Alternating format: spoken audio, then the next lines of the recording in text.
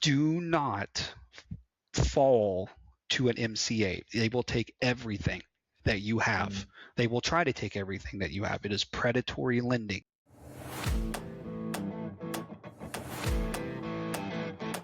All right, welcome back, you guys, to the Landed Podcast, where we talk shop with contractors building real businesses in the dirt world. I'm your host, Josh Stockel, and today I've got Scott from Clear Grade Contracting joining me.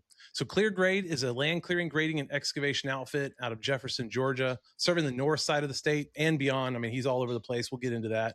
They don't just do clearing and grading. They also do forestry mulching, pond building, civil site development, even asphalt paving. So it's a huge menu and backed by 27 years in the industry. Scott, thank you so much for being on the show today. I really appreciate it. Oh, all good, man. I'm happy to be here. Yeah, I know out of your busy schedule. So tell me, take me back to the beginning. Like, where did 27 years of experience come from? Because honestly, you look like 21. So I got to figure out where that. I don't know if you see these bags under my eyes, but I might be 32, but I feel 57. You know? Yeah, I totally get it. I was raised in it, man. My family. I'm 13th generation in my family to do this. So, oh wow, ever since I was 6 months old, actually, I got pictures I can send you over when I was 6 months old. My grandfather sitting in the seat of a rubber tire backhoe driving around the farm with him, and year old jumping on a paving machine, the old Barber Greens and the blow Knoxes with him on the highway, and I was 6 years old and on excavators and dozers on the job site, and then I just never wanted to do anything else. This is all I've ever wanted to do my whole life, and that's awesome. Said got tired of making other people a whole lot of money and decided to do it for myself. Yeah, absolutely. A lot of guys have that same story where it's like, I learned it, I got experience with it, and now I'm at a stage where I really am ready to just do this myself. Yep. You feel similar to your story, right?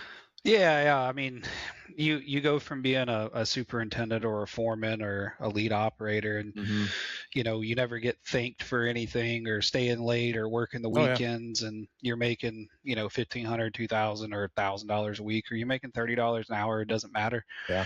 No one comes up to you and says, "Hey, man, I really appreciate you for making the company $8 million in 6 months." It's just here's your other job. See you later. Yeah. Next one, on to the next. Let's keep it going. Yeah. No reward. So yeah. Well, how many years have you had Clear Grading? This business, October will be 3 years. 3 years now. Awesome. Yeah. And so take us back to the beginning of it. Like, so what did you start off focusing on? Who all was part of the company? And then where are you at today? So funny story about this business and how it got started. My wife and I were in North Carolina, and I was working for a company called Depcom and living in our camper, traveling on the road, doing stuff. And I came home one day and she was like, "You just don't look happy anymore." And I was like, "I've never been happy working for somebody. I just want to go back to work for myself." And she said, "Either you're going to do it or you're never going to do it again." And it was on a Wednesday it was like Wednesday, 5, 6, 7 o'clock at night. And we said, "Screw it. We're going home the next day." So the next morning, Thursday morning came around, we packed the truck up, hooked it to the camper, and took off to Georgia without a plan. And literally driving down the highway in the truck, I was so it was originally not going to be Clear Grade Contracting. It was going to be All Pro Contracting LLC. Okay. Yeah. And that was taken already on the LLC registry website, or however you search it in Georgia. So we got on ChatGPT and started asking for business names, like what's a good clearing and grading company name, and ChatGPT gave us like 50 names, and my wife was just going down the list, like this name, and this one popped up, and I was like, "Check that one, see if it's been taken." And she said, "Nope, it's not been taken." And before we even did the paperwork to get the business going, she bought the website on GoDaddy, so no one else could take it. Yeah, she bought the domain, the rights to it for 99 cents. Heck yeah. So the whole way home, we don't have a plan. We got $800 or $1,000 between the both of us. Nice. Coming home, we halfway home, we were like, "Oh man, we need to find a campground to stay at because we don't have a home to actually go to. Our home Dang. is the camper, Yeah. and it's not a small camper. It's a big 40-foot camper. It's nice. So we were like, what are we going to do? So we start calling all these RV parks in North Georgia, and finally found one in Commerce at the Athens KOA, and then we spent every dollar that we had to get the campground. So we get home, disconnect the truck from the camper, get to the campground, disconnect the truck from the camper, and it's like 8 o'clock at night, 9 o'clock at night. I go outside and make a little fire in the fire pit, and I'm depressed. I don't know what I'm going to do. I'm like, man, I probably shouldn't have done this. I probably should have had some money saved back, or, better credit. Something than a few pennies. Yeah, I should have had more than a couple nickels in my checking account. Yeah. And my wife is a registered nurse, so she can get a job pretty much anywhere at a hospital. For sure. And she was doing, she had a day job working from home on her laptop doing chart review and stuff. And then she, the next day, I take it back, sorry. That night, about 9 o'clock, I'm sitting around this bonfire, and I don't drink, but I'm drinking a beer because I'm like, I don't know what I'm gonna do with myself right now. I'm gonna let my wife down and my dog down because it was just me and her and my dog. That sounds like a country song in the making. me and my dog just sitting out by the bonfire, Yeah. and this guy comes. So we were parked here, and our neighbor was parked here. I hear his door closed. He comes walking around. I'm like, he's probably gonna get upset. I'm having a fire. Yeah. He comes, sits down, and drinks a beer with me. He's like, hey man, what's your name? And I introduced myself. He introduces himself, and he's like, what do you do? And I was like, well, I do a lot of civil work and grading and stuff. He was like, hey, stay right here for a second. I got a guy you need to talk to. I was like, okay, cool. And he walks away and takes him 20-30 minutes to come back. Yeah. And then 20-30 minutes come around, and he comes around with this dude named Jeff. And I was like, all right, who's this guy? And he introduces himself, and he is the general manager for a marina in Flowery Branch. What? And he was like, hey man, we had this hurricane or tornado or something come in and knock all these trees down, and I need to get rid of them like ASAP. And he was like, you own a business? I was like, oh yeah, no, I own a business. We haven't even filed the paperwork. I don't even own a tractor. I got a fuel tank, a Milwaukee drill, and a chain for a chainsaw in the bed of my truck. I don't even have a toolbox, a shovel, a pickaxe, a rake, or nothing. And I'm like, yeah, man, I own a business. I've got plenty of tractors, and I don't have anything. Oh no. So next day, he's like, can you meet me at this address? And I was like, yeah, man, no problem. So I go and meet him at this address, and we walk this entire 22 acres. And I'm like, oh man, I'm getting myself into it. But it's not like a whole 22 acres. It's like a quarter acre here and a half acre there, and an eighth of an acre over here, and like 10 trees and it's all pines and shrubs and stuff. And it's easy work for a forestry mulcher that I don't own. So Dang. I end up getting the job. It was a $25,000 job, and I end up getting it. Nice. He's like, when can you start? And I'm like, we don't even have the articles of formation back for our business. Yeah. So wait, did you tell him that? Or were you in the back of your mind? You're like, in the back of my mind, I'm like, there's just no way this guy is going to use me. I'm like, I'm just wasting my breath. But he was like, can you get me a contract? And I was like, yeah, man, I get you a contract. No problem. And I sent him over a contract for a business that doesn't exist yet. And I'm like, hey man, look, I need like 2 weeks.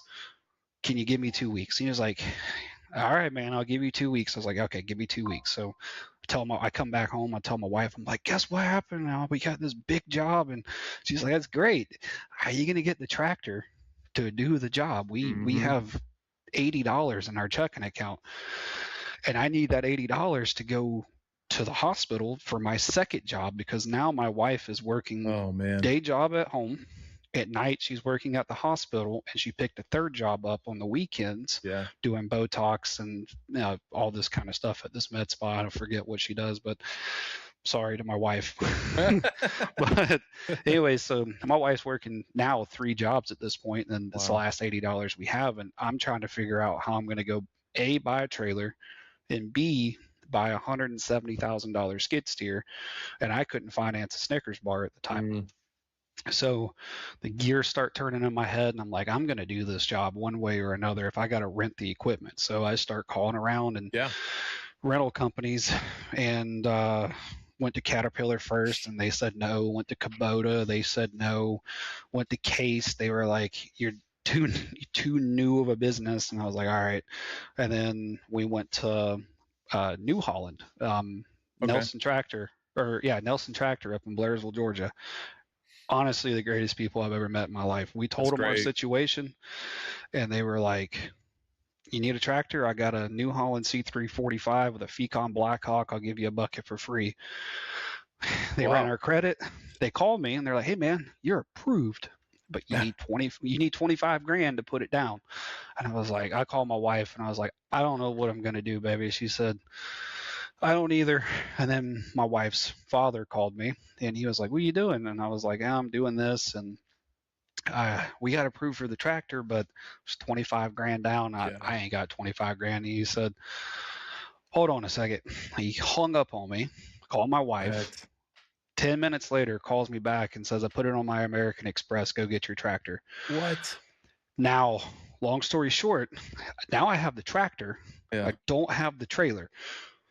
Oh, yeah. You got So, to get it there. Can't be so driving how that down the road. I can't move it. I can't put it Yeah. in the bed of my truck. So, anyways, we clicked lease a gooseneck trailer, and I went and did that job. I didn't get paid off of that job for 3 months, man. Oh, wow. And we had to threaten them with a lien and all kinds of other stuff for them to pay us. And they ended up paying us, and they're good people. I don't have anything bad to say about them. It wasn't so much the general manager's fault. It was more so just office work and Sure. people forgetting stuff. And yeah, my wife worked 3 jobs for 4 or 5 months to Wow. pay the skid steer payment, the trailer payment, the camper payment, my truck payment, diesel fuel, and one of my helpers for payroll because forestry mulching was not paying the bills.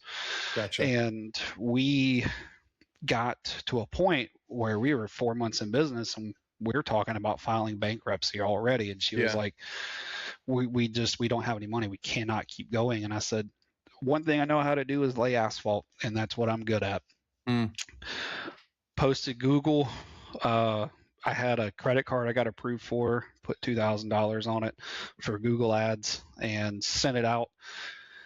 Made from February, March of 24 till October of 24, we made $1.8 million paving. Dude, And look my at wife that. did not have to work 3 jobs anymore. Yeah. Yeah. I would hope not at that point. It, Yeah.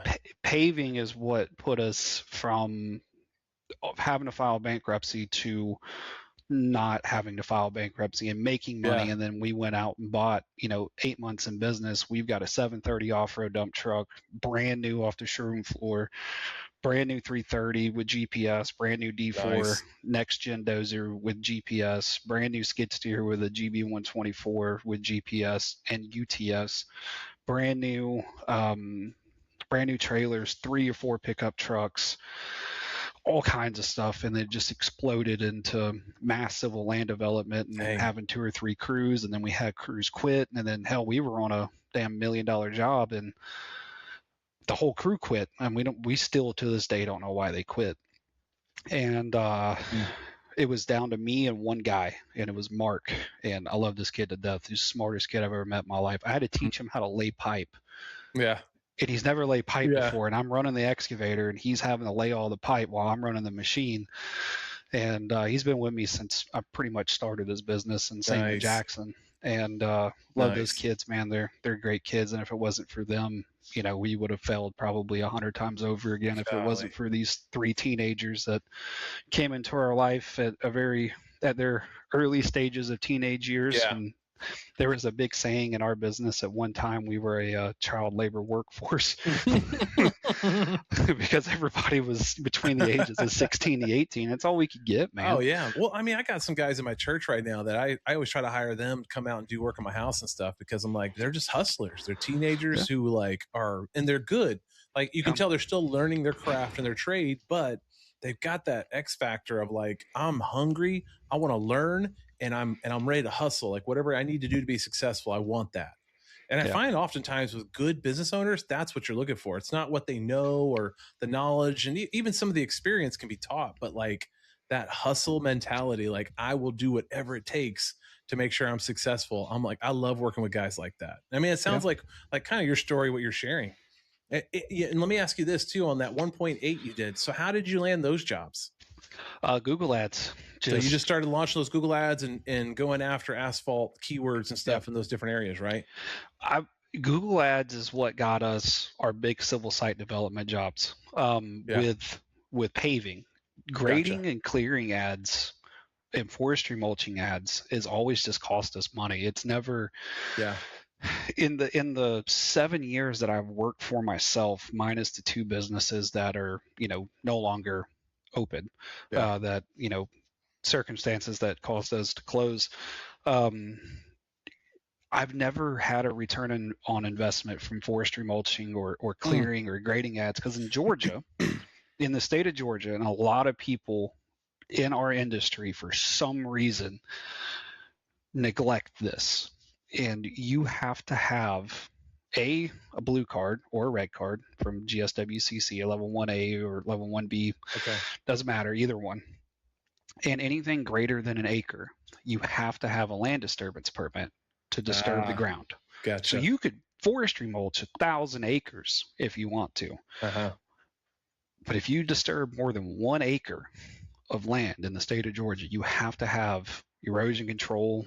And some counties and some cities, some municipalities require you to have civil drawings in order for you to disturb that 1 acre of land or more, with a what is it, ESPC phase 1 through 3 plan for soil remediation after you're done. And in the state of Georgia, if you get caught, it's a huge fine, not only to the homeowner, but to the contractor too. And What? then it can Wow. get lawsuits, and you can get fined $1,000 a day. And if you do it again and again and again, believe it or not, code enforcement and GSWCC can put you in jail Wow. for it. And a lot of guys negate that fact. So when they go to bid a clearing job, and I get it, some guys want to charge $5,500 an acre. Be my guest to go do it. I don't really care. It If you're having to do erosion control, if you're having to do hydro seeding or sod or straw or seed or whatever that the county or city municipality wants you to do, you got to be 10, 12, $15,000 an acre in order to make it, because now Mm. the homeowner wants all the chips and the debris hauled off. Well, a lot of guys don't factor in their dumpster cost if they're using dumpsters, which in my opinion doesn't make any sense because dumpsters are $400 to $750 a Sure. dumpster. Sure. Yeah. You're using 4 or 5 dumpsters depending on how heavy the timber is on the property that you're clearing. So a lot of guys don't do a cost breakdown of the job when they bid it. So they look at guys like me and they're like, "Oh, you're ripping people off at $15,000 an acre." And I have to go in and explain it to them. I'm like, "Okay, an Yeah. acre is going to take with a 320, a D5 dozer, and a grinder to go in there and clear an acre. I have to first move those 3 machines. It's $500 to Right. $1,000 to move those machines if you don't own a lowboy. Right. So you got 3 machines, let's just use it 1,000, right? Depending on where you're at and where you're going and blah, blah, blah, blah, blah. And I'm saying 1,000. So 500 there, 500 to the next job. Okay. So it's Mm-hmm. $1,000. So 3 machines, that's $3,000 right there. Right. So if you bid that job at $5,500 and it cost you $3,000 to move 3 tractors in there, what are you making? Now you still have to fuel everything, grease everything, Yeah. maintenance, payroll. There's no money left. Right. So And all the you red have, tape, right? All the yeah. costs that are associated with the red tape. Do you think then, well, I mean, do you know, is the asphalt side less red tape than Oh the yeah. forestry mulching? I can go, if you had a 30-acre trucking parking lot and you wanted me to go in there and rip it out and regrade it and put rock down and repave it, Mm-hmm. I can, and I don't need anything to do it. Oh, okay. There it is. Yeah. Yeah, it's part of it. That's one of the things I hate. Some states just have so much red tape with certain things Yeah. that cause such a, for our land clearing forestry mulching guys, they struggle in California because you can only do it on certain hours. Colorado, same thing. Like there's burn bans. And so you can only do it on certain seasons, certain months, certain hours of the Yep. day. And you have to wait and you have to do all this stuff and get permits. And Yeah. you find those guys struggle because they're like Yeah. all the extra red tape to get it done is already a problem, but then all the costs that are associated with that red tape. Yeah. So There's another problem with the forestry mulching side that a lot of people don't understand either. It's the hobbyists that get into it, the side gig guys that don't know how to bid jobs. They come into an area and they're bidding $100 to $150 an hour for a skid steer, because they do it on a Saturday to make an extra $1,000. Yeah, their tractors paid for, their trucks paid for, their trailers paid for because they've owned it for 25 years, and or they got a 19-year-old kid, and I don't mean this in any disrespectful way whatsoever, but mommy and daddy bought them that brand new 450 Platinum with a brand new Diamond C hydraulic dovetail Diamond C triple axle trailer and a brand new Cat 275 or 285 XE with a Seamoth or a Fecon Blackhawk 17 whatever head on it, and they've got a $500,000 setup, and they don't know how to bid jobs. They go in there and bid it $150 an hour or $1,000 a day, and it puts guys like us in a bad spot because I got to pay the guy $30 an hour or $25 an hour to go drive my $80,000 truck with my $30,000 trailer and my $170,000 machine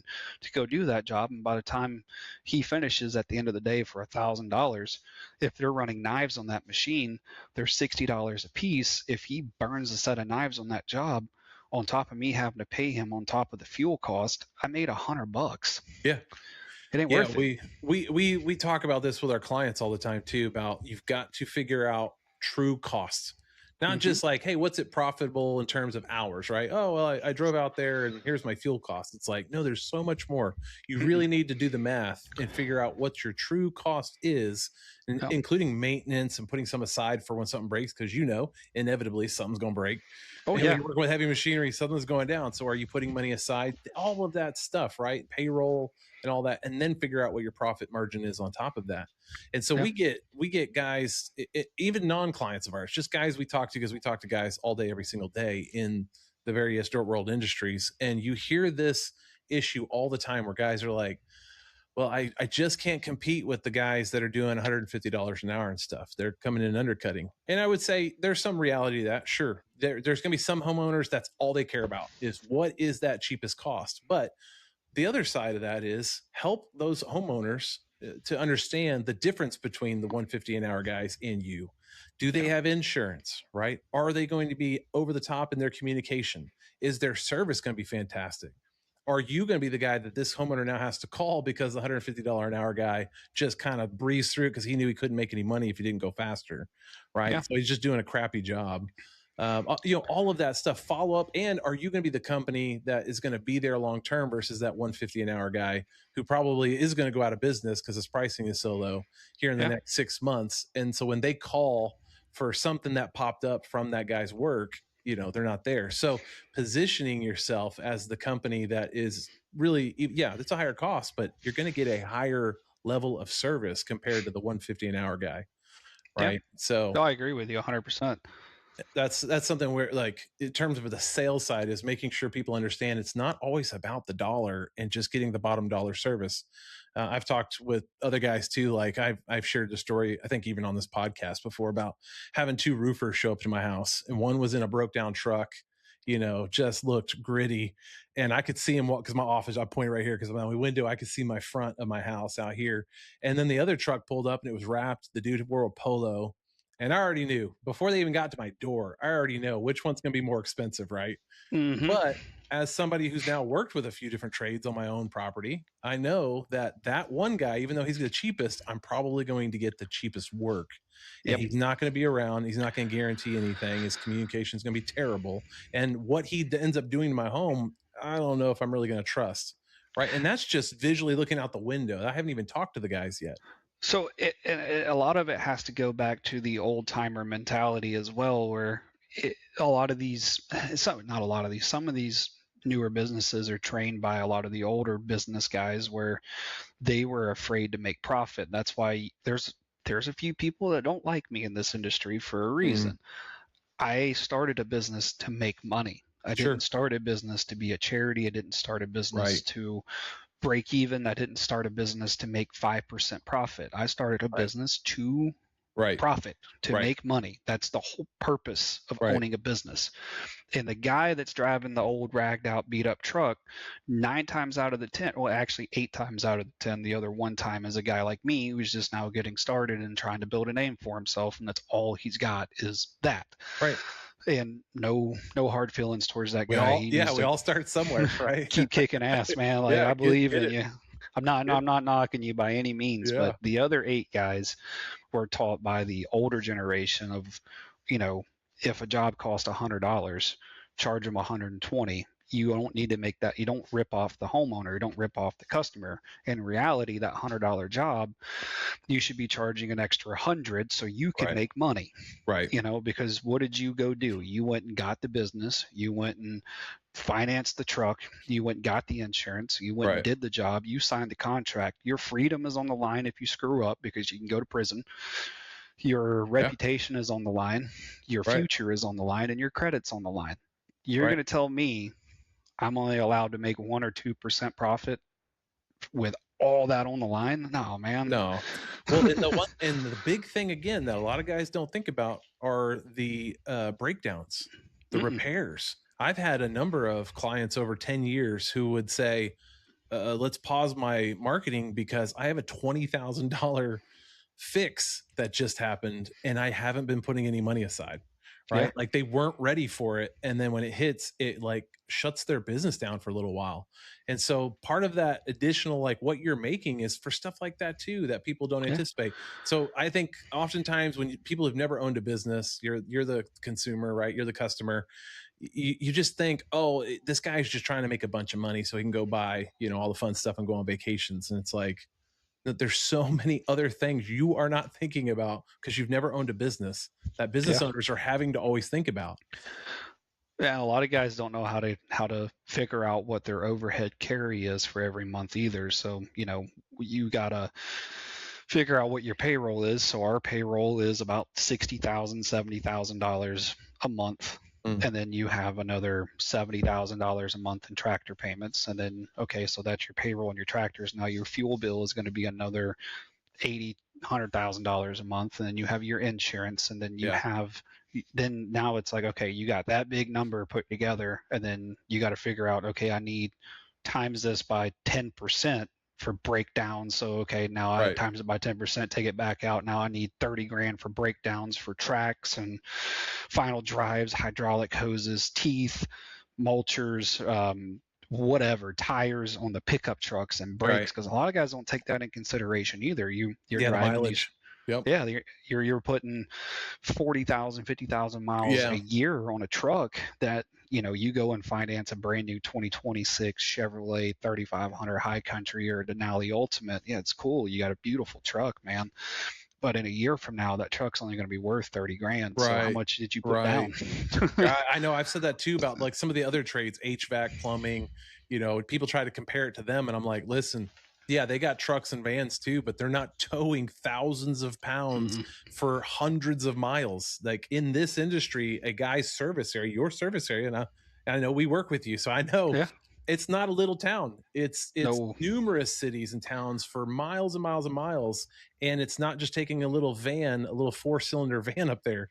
You're towing a big V8 that's pulling thousands and thousands of pounds. And so that kind of just wear and tear is a real thing versus the guys who are just driving a little van around their little city.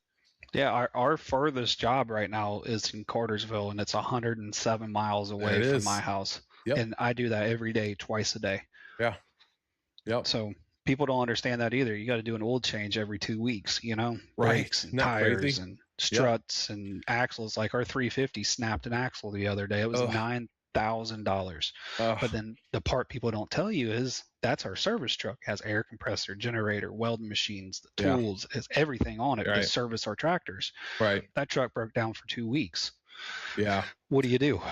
Yeah. One of our site prep guys we interviewed a while back is at a size and with all this stuff he noticed, he finally had a crew who just drove around fixing stuff for his crew. Like it was his own like service crew.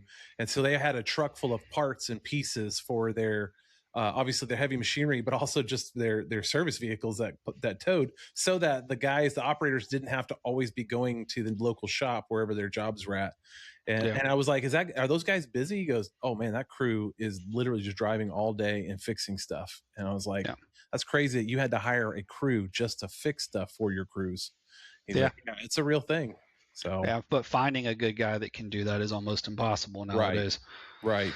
All right. So tell me about that. Let's get into that for a little bit. Like, what is your biggest bottleneck to growth right now? And Oh, is it the people? Is it the equipment? Is it the work? Like, what would you say is the issue?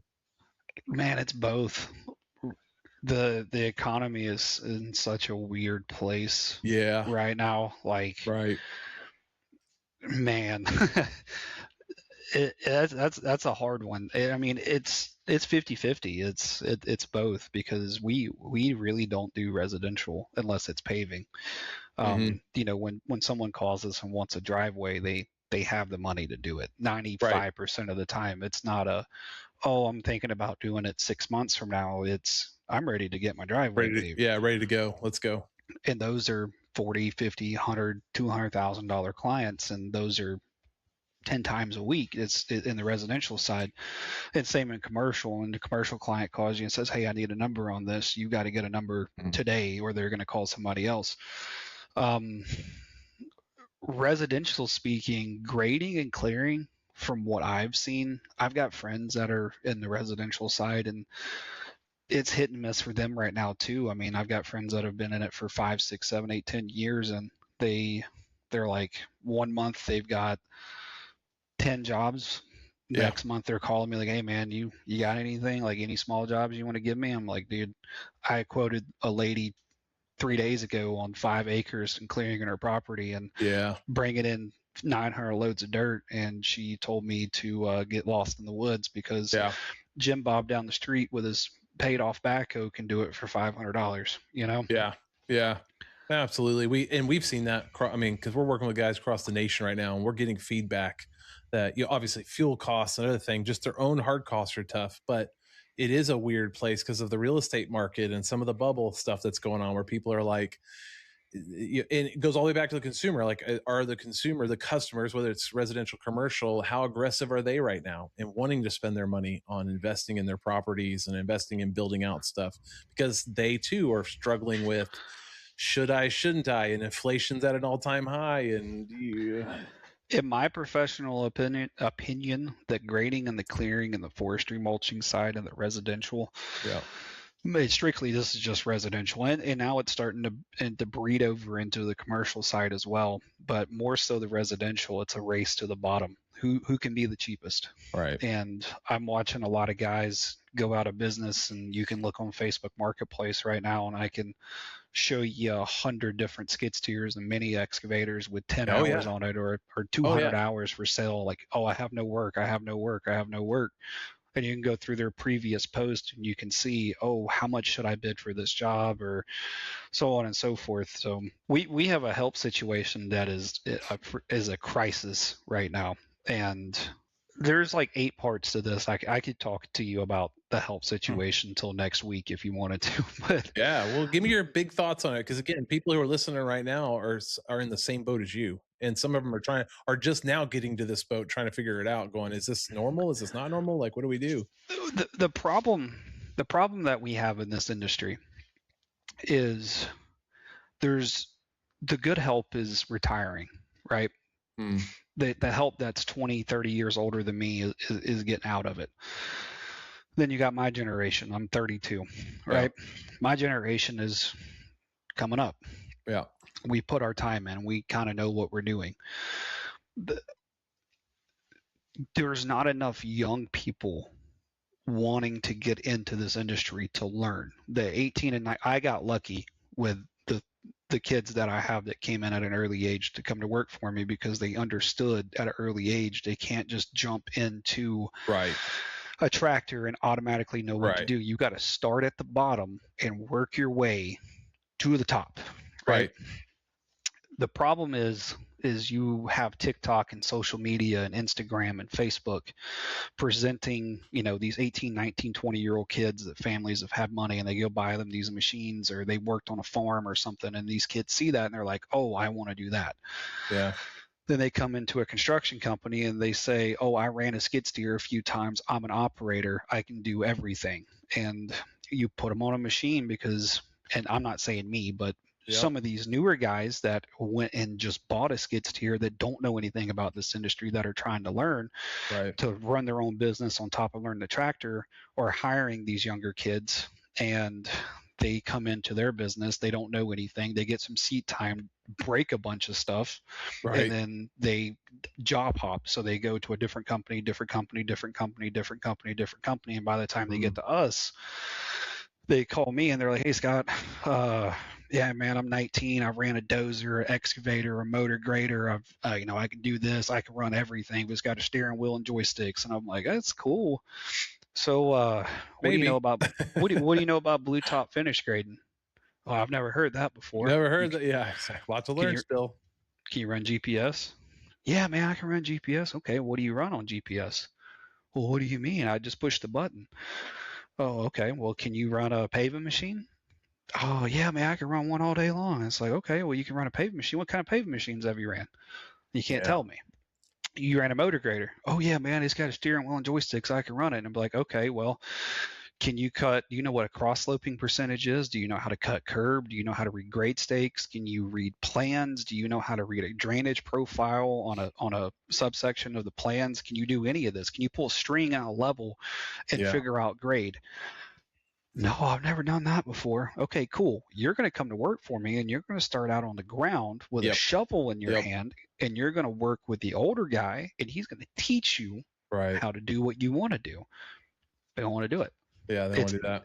They want to make $30 an hour and run the tractor. They don't want to put the time in to learn. So right now, what's Right. happening, and a lot of people can see this, is a lot of these 18, 19, 20, 21-year-old kids are coming into this industry, and they, like I said, they're job hopping, and they get just okay enough to work at a big, big, big, big freaking company where no one really notices that they don't know Right. what they're doing. Right. They get some seat time in, and then they either wreck something, they break something, they hit somebody. Recently, there's been a couple people get killed up in Tennessee in a Oh trench no. collapse because they had a 21 or 22-year-old kid running the excavator laying pipe. We're a fully licensed utility contractor in the state of Georgia, Oh and man, I would never in a million years put a 21-year-old kid that has 6 months of experience on a big gosh. excavator Yeah. with a trench box on 12, 13, 14, 15-foot deep pipe. That you're asking for Rough. disaster. Mm. But the problem is we don't have anybody that has the experience to do that. Right.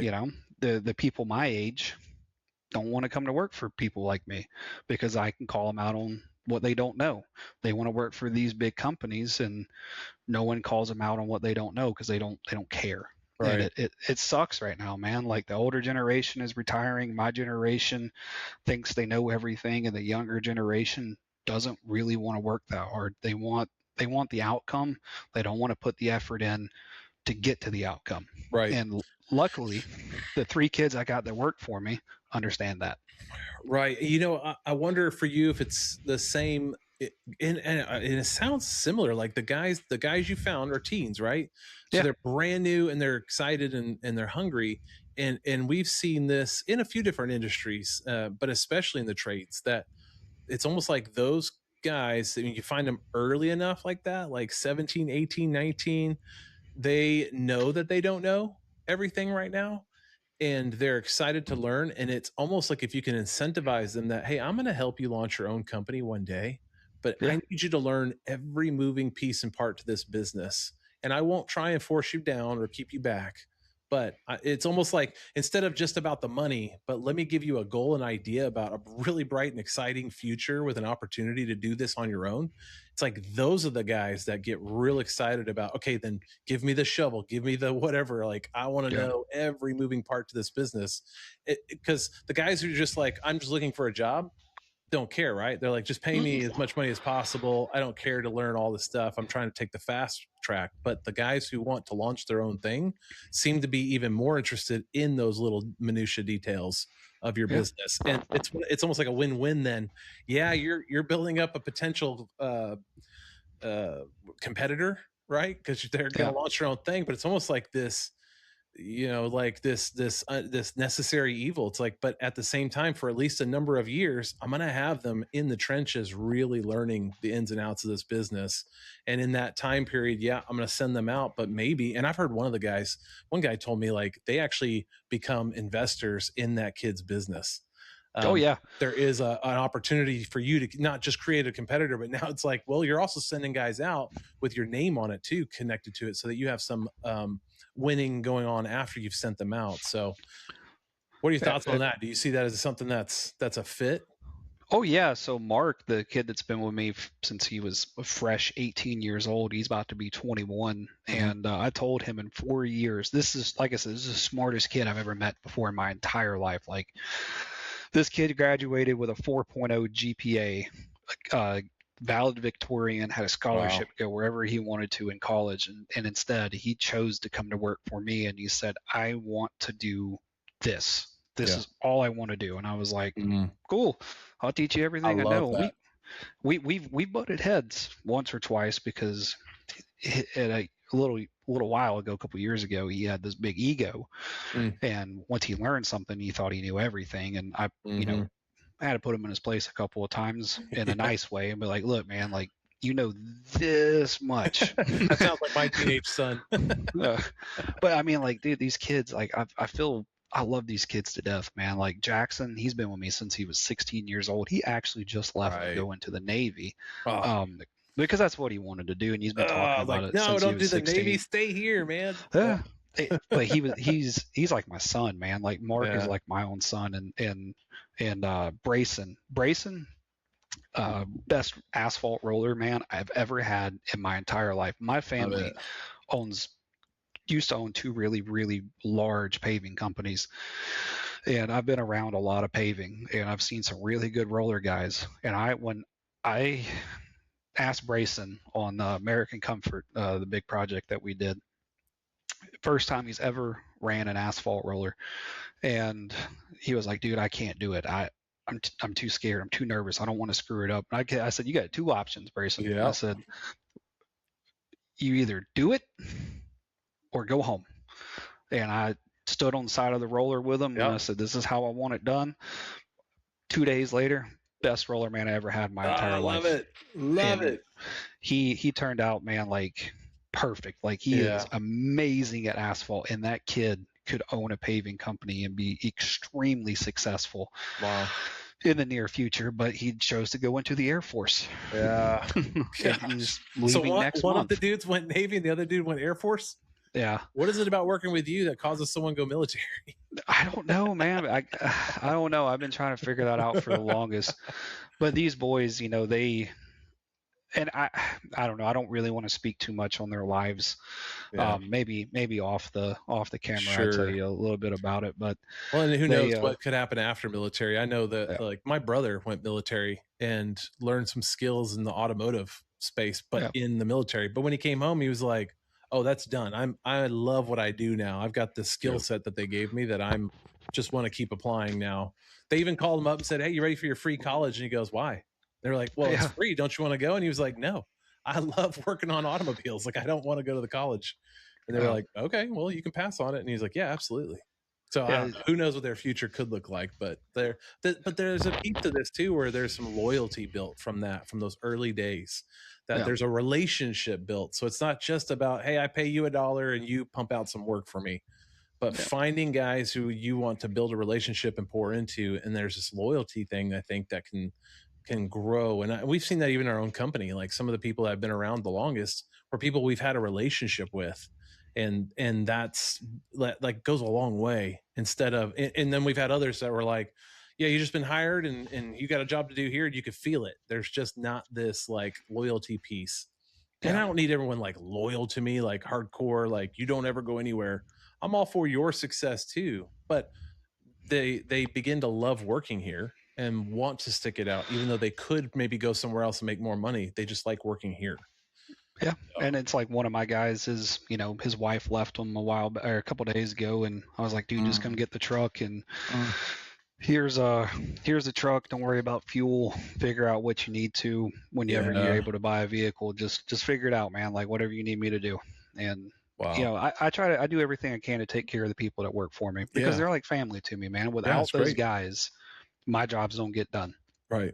And it's nothing for me to, in the past when we had side by sides and all the fun toys before we had to sell a couple of it to make payroll. Happens. We it wouldn't be nothing for me to load them up in the truck, and we drive up to Oliver Springs, Tennessee to go ride side by sides for a week and pay them 40 hours, all expenses trip paid to go ride side by sides. They're like, hey boys, hey Jackson, hey Mark, Brayson, y'all pack your stuff. We're going to Minnesota to go snowboarding in December. We ain't got nothing to do anyway. So that creates a DNA, man. That's what I'm talking about. That's the stuff that makes people go like, yeah, even if the bigger competitor down the street offered me more money, I'm not leaving this dude. This company has my back. Because you know what? That big company ain't going to do that. No, and that was my whole thing about owning a business is I want to set my business aside from what everyone else does. When you come to work for me, you're not just coming to work for a business. You're coming to work with family. Like that's great. We care about you. We don't, you're not a number. You're not just a person that works here. Like without you, this job doesn't get done. And I want to show everyone who works for me the utmost appreciation that I can. Now, there's been a few bad apples here and there that we've had to, that didn't want to share that same level of teamwork. They want to lone wolf it. And I tell everybody, like, when you come to work for me, you're not just a butt in the seat. You're a labor man first, operator second. If I'm going to be out there shoveling with you, we own the business. I don't have to do it, but I will to show you that I'm not going to ask you to do something I wouldn't do myself. Right. That's a great leadership. Like that, when people see that you're willing to bend over backwards to help them, but also that you're willing to do the bottom of the totem pole type jobs too. People watch that and they see that and go, that's the kind of leader I want to follow. That's the kind of leader I want to be. And before anybody says anything in the comments about, oh yeah, no, he's probably just gonna show up and shovel for a few minutes, I can show you my Facebook status or my Facebook videos of me out there for 18 hours shoveling asphalt with my guys. And Thursday, Friday, we shoveled 20 ton by hand. Wow. So, well, the internet's full of haters. I mean, you should see our own ads, man. The stuff that we get in the comment, you're just a scammer. You're looking to steal money. You're like, oh my gosh, you haven't done any. Go research us. Go look. Don't 10 you love years it? of doing this. Come on, get out of here.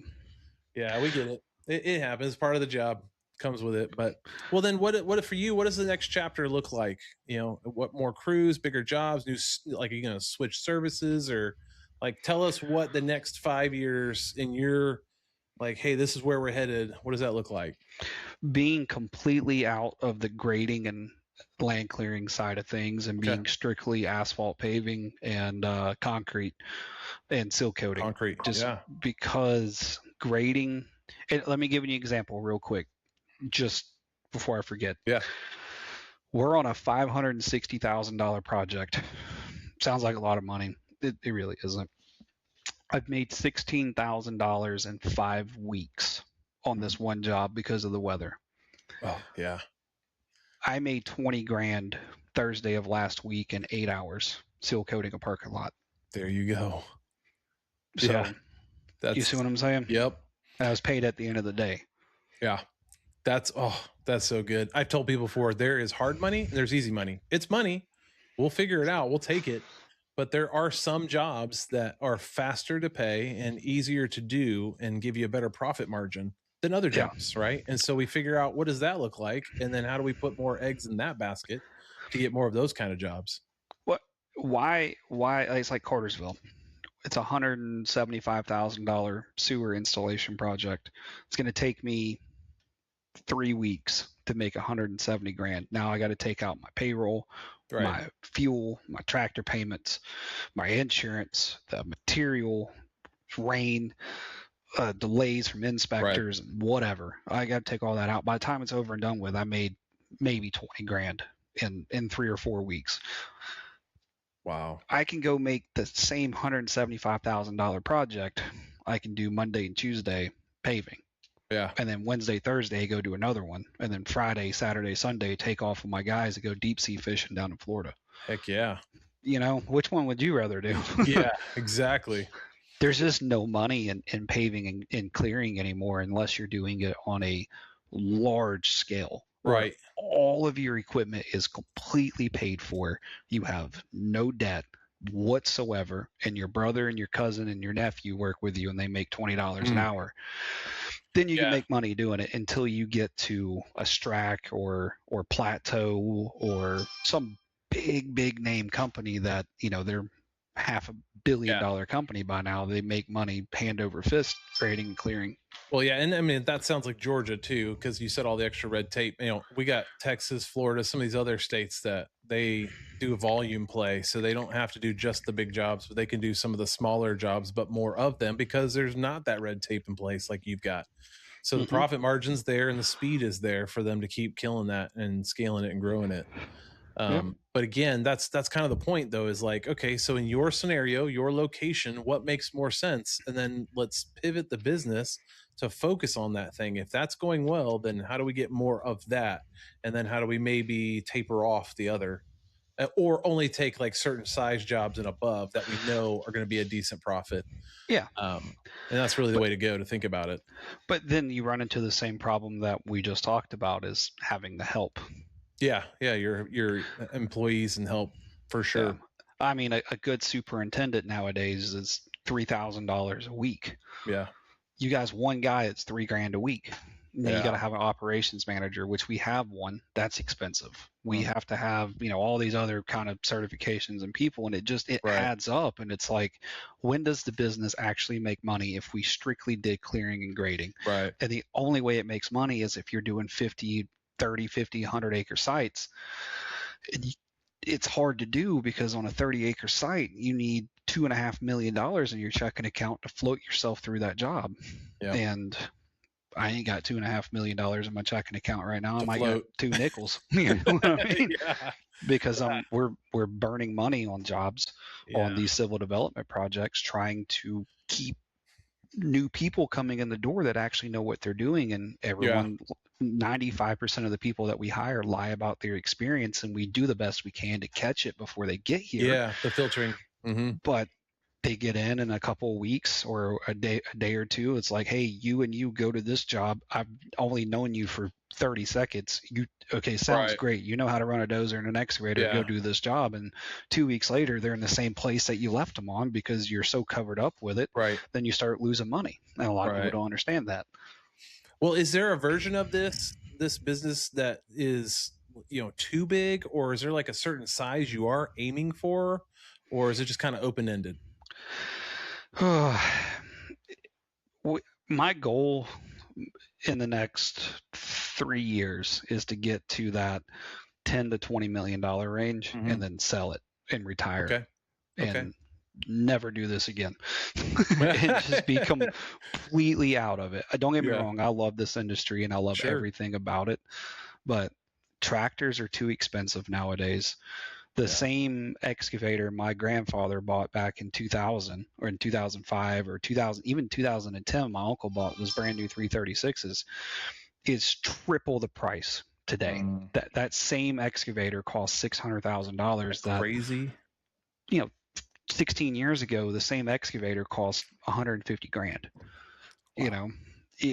You start getting into these $15,000, $20,000 a month tractor payments for one machine. That's not 10 machines. That's one tractor is $15,000 a month, and you've got $100,000 a month in tractor payments to have 4 tractors running. You have to do a $3 million project, $4 million project to sustain those tractors, and you can't because you got 4 tractors. You need 10 to make that 20 acre site to work. So it gets impossible to get ahead if you're trying to buy new stuff. Well, I agree. Finding the used market's a little bit better for that, but it's still expensive even there. Well, sorry. Go ahead. No, go ahead. Finish your thought. I was going to say 5,000 to 6,000 hour machines are still going for $200,000 right now. Yeah, they're still up there. No warranty, it breaks down. You got a $30,000 repair. What happens? So it's Right. better to buy it new with a warranty, so you don't have a $30,000 repair. Yeah. No, that makes sense. Do you offer financing? No, Okay. that stay away from that stuff, man. Yeah. Stay as far away from that as you can. What is it that you don't like about it? So if a customer doesn't have the money to pay you to do their job, Mm-hmm. if they have to use outside financing, like going to their personal bank and them pulling a loan to pay you is one thing. But if you start getting on there and you're quoting jobs where someone has to get approved to pay you, if they have a change order, you have to go through a whole process to get that extra money, right? Gotcha. Versus if I show up to, Margaret Ann's house down the street and she wants me to do her $40,000 driveway and she has to finance it through an app, and she ends up wanting to widen her driveway, and we go ahead and start doing it to help her out, like while she's doing the paperwork, and she gets denied, then we're screwed. We can't wait on that to get approved. We can't wait on that amount of time for the paperwork to go through to do her driveway. You see what I'm saying? Yeah. No, that version makes sense. We've got some clients who are using Expensify. I'll have to double check the name of it, but it's one of those like soft pull on site. Like they can get approval within like 10 minutes instead of having to go to the bank to do the big loan or whatever. And it gets up to $200,000. But I mean, some of your jobs are way over that too. So it doesn't even make sense for you to always put that. But I've tried it in the past, man, and it's just never worked out for us. Even in the grading and the clearing side, like someone's having to finance $2,500, they shouldn't be getting clearing done for $2,500. Yeah, we've seen. I think some of our other guys who are doing it, the sweet spot tends to be, especially if it's residential, is the like kind of the $5,000 to $10,000 range, like where it's like just above what someone might have in their bank account, but not little bitty jobs that they really should just pay cash for. Yeah, we blew $5,000 this morning on diesel fuel. Yeah, you know what I mean? Yeah, exactly. So for you, that's what I was saying earlier. I was like, man, some of your jobs though, or a lot of your jobs are way bigger than that. So it wouldn't even make sense. Yeah, I was just curious. I didn't know if you were doing that or not, or if you had any experience. But that's good feedback. We get mixed reviews on that, and it's something I'm lately starting to research more. Going, okay, the different types of businesses, especially the guys who are working more with residential than commercial, and people being gun shy or having sticker shock, going, they had no clue that some of these jobs, like a new driveway or the land clear or the grading, would actually cost that much. They think it's way less because they got, Uncle Bob has a backhoe that he can just come in and knock it out for you for a couple $100. So trying to help people figure out how to make it just like when you sell a car, right? People are like, well, I don't have $50,000 to buy that car, but I can spend $500 a month on something, and it's a easier pill to swallow.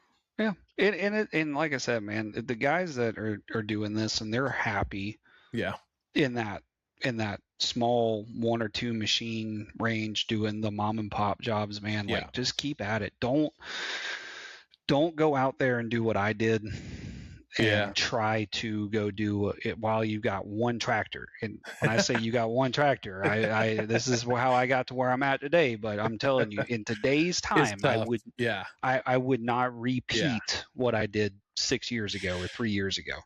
It's too to be costly. completely honest with you. Yeah, it's too costly. It costs way too much money to do what I'm doing right now. And a lot of these guys that are, getting into this too, is they're the sole provider for their family most of the time. So it has to work for them. And if they go and take a big risk like I did and they fail, it screws their whole family. Luckily, I have a great wife who has a great career, that if my business was to fall on its face tonight and I wake up in the morning and lose everything, I know for 100% fact my wife can go get a job making $5,000-6,000 a week until I found something to get back on my feet. You see what I'm saying? Yeah, safety net. We had a guy reach out and said, hey, I just spent $1 million on equipment and I've never done a job before. Can you now get me some work? I was, man, the pressure even on me. I'm like, well, what? I was like, Boy, you've never done a job and you spent $1 million on equipment. I was like, first of all, who gave you $1 million worth of equipment? Now they had a different business that was completely unrelated, not in the dirt world. But they pulled the equity from that to put like 20% down or whatever on some of its equipment. But it was still $1 million worth, and they had payments starting next month.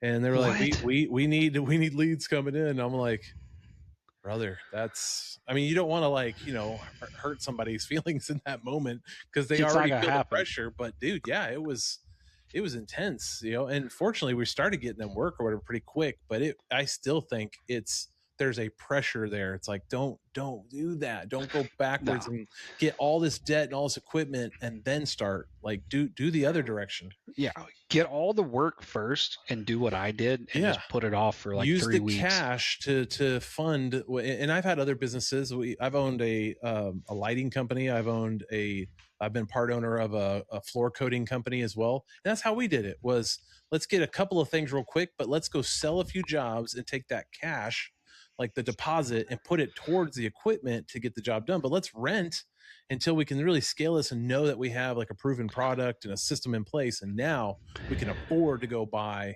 something that's ours instead of just going out and getting on debt a bunch of stuff that we don't even know if we're going to do this well or not. It's speaking of deposits, and this is where in my state of Georgia, I don't know how it works anywhere else, but I know my state. You take a deposit on a job. Let's say job A. Actually, I'll take you for an example, Josh. Let's just say you said, Scott, I want you to come to my house. I got 5 acres. I want to clear it. And I say, all right, Josh, it's going to be $100,000, just random numbers, not trying to bid a job or anything. Just say $100,000. And I say, Josh, it's going to be $50,000 up front for me to do your job. And I use your money that you just gave me for something else, anything else. If I use it to go buy another tractor and I put it on job B and I haven't even started job A yet with you, and I start your job and I can't finish it because I ran out of money, you can put me in prison for conversion of funds. Yeah. Believe it or not. I can go to jail. And a lot of guys don't understand this.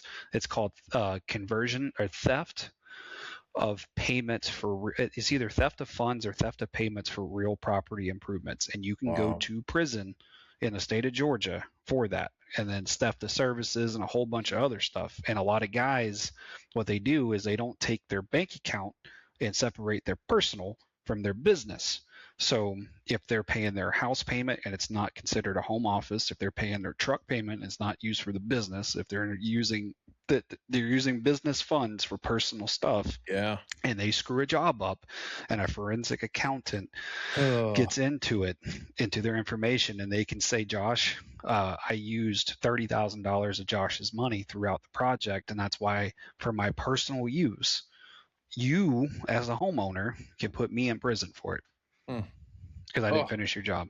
A lot of people don't understand that. Separate personal from business. If you don't, sooner or later, it's going to bite you in the butt. Oh, for sure. Well, that was my last question for you tonight was, what would you tell someone getting started? And that sounds like a pretty good piece of advice. Well, I would tell a lot of people, if you're just now, like you said, Monday morning, you're going to quit your job and you're going to go buy a tractor. Yeah.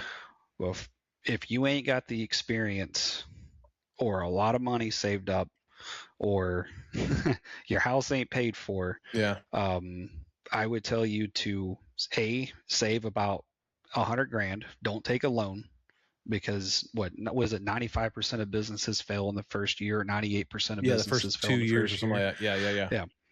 Getting net 30 accounts is almost impossible. And a lot of people are going to tell you no. Never take no for an answer. I didn't. Ask Caterpillar. They hate me because I never took no for an answer. Love those guys to death, though. They're great people. Nice. Also, have good credit. Have extensive credit. A lot of people think because they financed a $60,000 truck and have a couple credit cards and got a 730 credit score that tomorrow morning they can go buy a brand new excavator, a new dozer, a new skid steer. You can't. It's impossible. You're going to have to personally guarantee everything. And business auto credit is the most important thing you can have in your business. So the very first day that you open your business, if you have a loan on your truck, transfer the loan on your truck into your business to start building business auto credit history. Because when you go to the bank or you go to a dealership and you need to buy a service truck for your business, it doesn't matter if you have a $20 million line of credit through Caterpillar, through Komatsu, through Hitachi, through John Deere. It does not matter how much money you pay out. You can show them, like I did, a sheet, your bank balance, and say, I made $786,000 last month. I need a truck. I can pay for this truck cash money right now, but I want to finance it. And they're going to tell you, you don't have enough business credit. Oh, wow. Even though I pay out $100,000 a month in tractor payments, they do not care. Business auto credit is the most important thing in your business if you want to finance stuff. If you need a truck or need a car or need whatever, finance it in your business name first. Because you get a year into business and you need a truck, even though you went to Caterpillar, like I said, you bought a new dozer, bought a new Traco, or went to Deere, or you went to Hitachi, or wherever, it doesn't matter. Just because you got approved for a $700,000 excavator and a $800,000 bulldozer and $1 million off-road dump truck, they don't care. Yeah, $60,000 truck to them, it's like, we don't see it on your credit report, so we need half up front, or if you ain't got an 800 credit score, you're not getting approved. Man, good info, dude. I didn't even think about that. And especially at your size and scale, like when you're like, we got a lot of machines, a lot of trucks, we got a lot of things auto wise that we need in order to keep scaling and growing. Then don't shoot yourself in the foot. Start off early with that.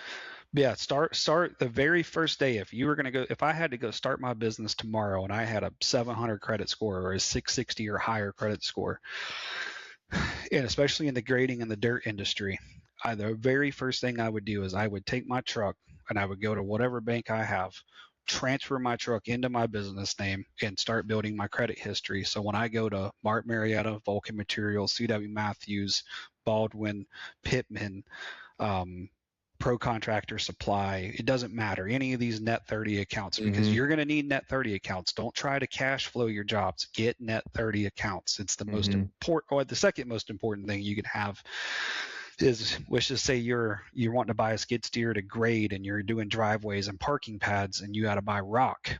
A lot of the times you're going to say, oh, I can just call a trucking company. You're going to pay double the cost for the rock and double the cost for the asphalt, or double the cost and whatever, cash flow in the job, where instead you can call a trucking company and say, I need a truck by the hour. It's $100, $110, $120 an hour. You call the rock quarry and say, hey, I need 50 ton or 100 ton of crush and run, or 34s or 57s.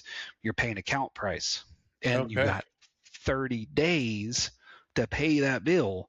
You see what I'm saying? You're not having to pay account price, because I can get crush and run for $13 to $15 a ton at a quarry. If I pay trucking company to bring me the rock, I'm paying $800 a load, when I can pay $300 a load and pay the truck $100 to bring it to me. So I save half on the same load of rock. That's crazy. That's good. But a lot of people won't tell you that.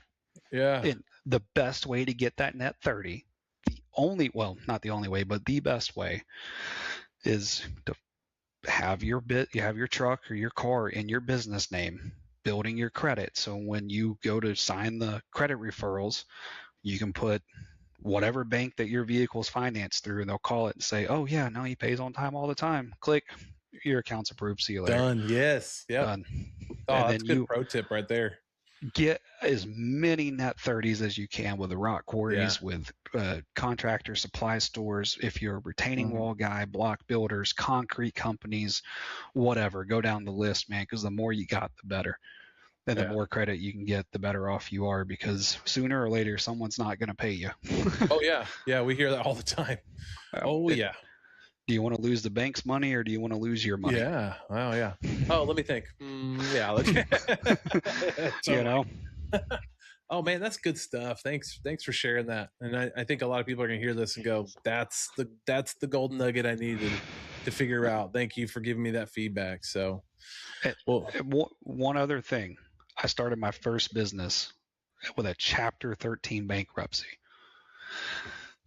at $100, and I can prove it. And I'll send you over my bank statement from my very first business, and it shows my very first deposit was $100. I made 1.6 million in 6 months. And if I can do it as a high school dropout, Yes. anyone watching this can do it. Yes. What is the what allowed you to do that? How do you do that? What do you have have to be that guy who can go from 100 to 1.6 in that time frame? You got to look yourself in the mirror and ask yourself, what are you doing with your life? Mm-hmm. Like, do you want to continue to be that person you are today, or do you want to be somebody else? And you see that flag behind me? Yeah. It says, losing is not an option. Go get it. Yeah. And I'm not going to be a loser. I want to be somebody. And that's my motto every day. Yeah. And then my other motto, my favorite one, is great things never came from comfort zones. So you got to be willing to be uncomfortable. Get comfortable being uncomfortable, because Monday morning you're going to have $300,000 in your bank account, and Wednesday you're going to have 6 nickels.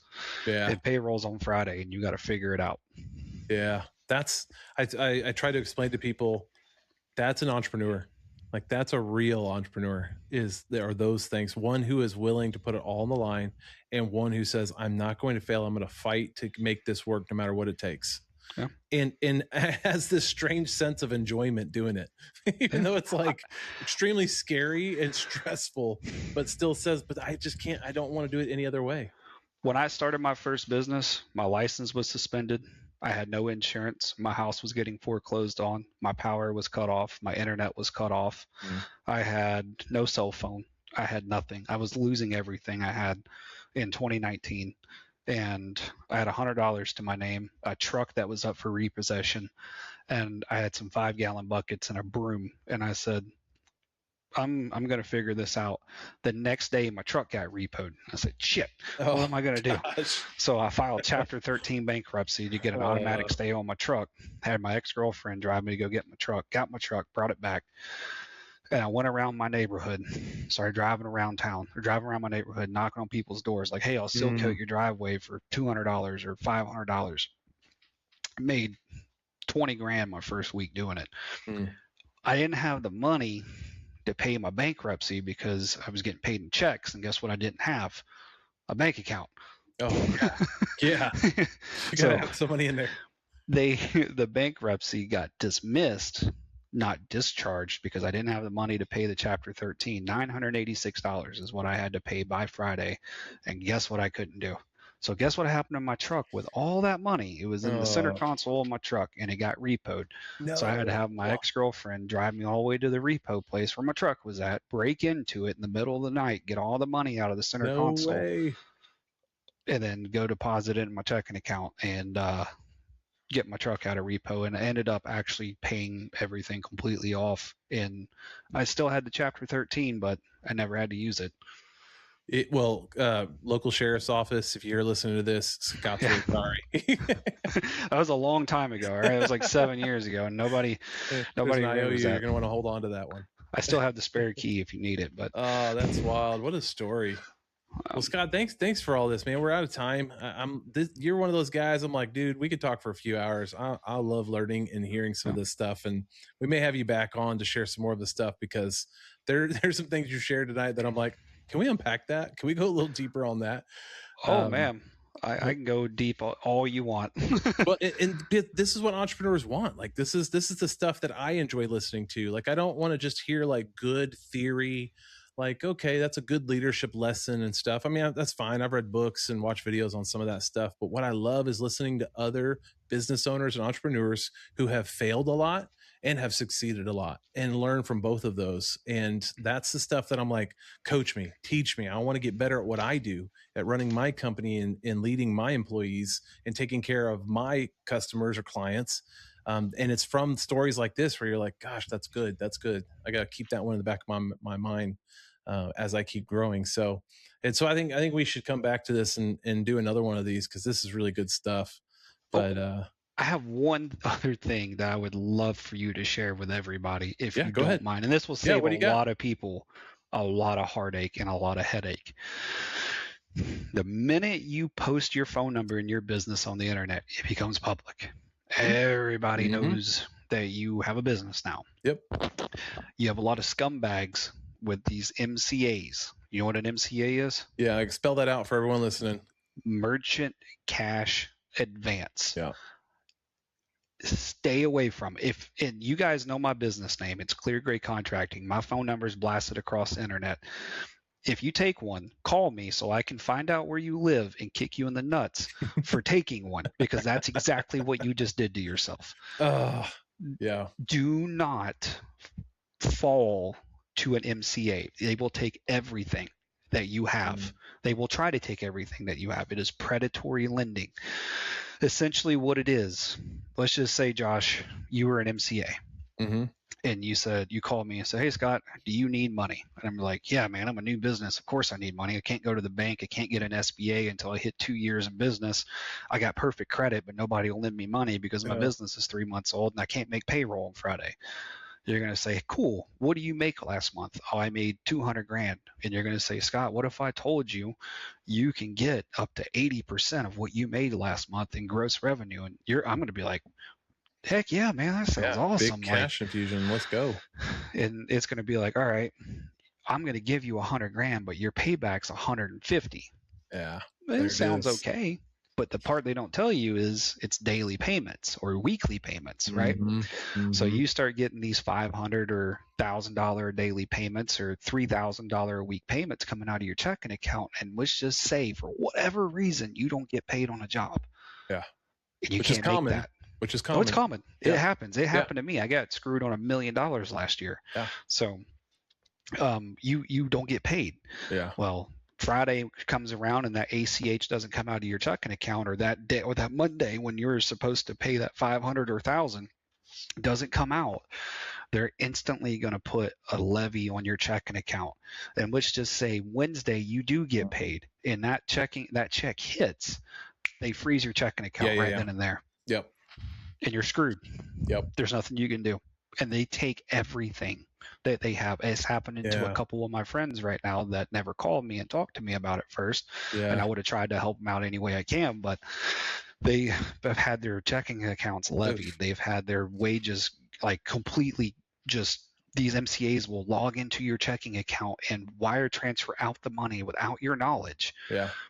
Stay away from them. Because that's part of the fine print that you signed off on, was giving them that access to do that. So, and then they will take advantage of that too. Not just that, they call. So if you got a deposit, and it's from the same job and you're still working that job, they'll call the GC and tell them. They'll call your old homeowners or whoever and be like, hey, Scott owes me 50 grand from this MCA. I learned this the hard way. Yeah, I didn't know that. Wow. Yeah. They're scumbags, I didn't know that they actually reached out. That's crazy. I have one, and I have a freaking recording from 3 years ago, 4 years ago, 5 years ago. The dude said he was going to come kill my family if I didn't give him his money. And what people don't understand is these MCAs don't tell you how they're formed. They're formed from investment bankers, lawyers, and sometimes the mob up in New York. And believe it or not, the mob is still very active. A lot of people don't know that, but it's still a thing. It's just more so loan sharking. I don't want Johnny the leg breaker to come break my legs, but it's the truth. And that's what it is. It's a lot of scumbag people loaning you money, and you don't know who you're borrowing that money from. And if you can't pay it back, man, you get death threats. Your family gets death threats. That's crazy. It's all kinds of levels of extortion. Like, it's insane. Stay away from the MCAs. Yeah, good word. Yeah. So just I don't want my leg broken. I don't think anybody listening wants their legs broken. No, I don't either. But even at best case, I don't want my account frozen, especially for business. You need that cash coming and going to be able to fund what you're doing. So no, that's not good. But Scott, awesome, man. Thank you for all this feedback and info. I think there's multiple golden nuggets here that guys can take and learn and grow from. So I appreciate you, man. Thanks for being on the show. And what's the website people can come check your business out? It's www.cleargradecontracting.com. There it is. Check out Scott and his business. Beautiful website. We didn't even build it. It's a great looking website. And Scott's done some really cool stuff at this business. And dude, we're proud of you, man. We're excited for your future. And again, thanks for being on the show. And anybody who's listening, if you're on Spotify, Apple, whatever you're listening, please leave us a review. It's how others can continue to find the show. If you're on YouTube, check it out, subscribe. We look forward to seeing you guys on the next episode. Good night, everybody. Take care.